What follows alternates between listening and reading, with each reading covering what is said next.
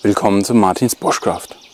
Heute geht es wieder um kleine Tricks und Tipps.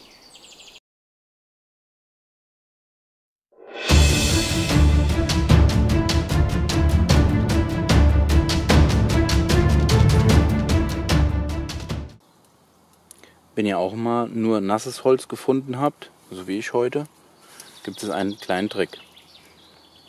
Da die Dose ziemlich stark Strahlungshitze abwirft, kann ich mir hier die Hölzer schön drumherum legen und bevor ich sie sozusagen verbrenne, werden sie schon mal etwas getrocknet.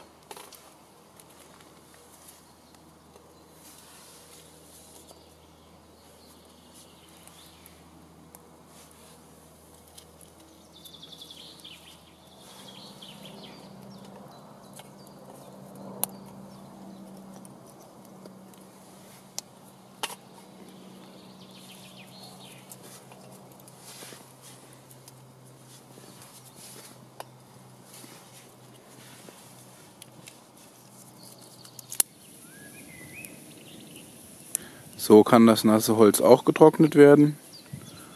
Einfach ringsherum ums Lagerfeuer und die Strahlungshitze trocknet es dann und dann kann man es verfeuern.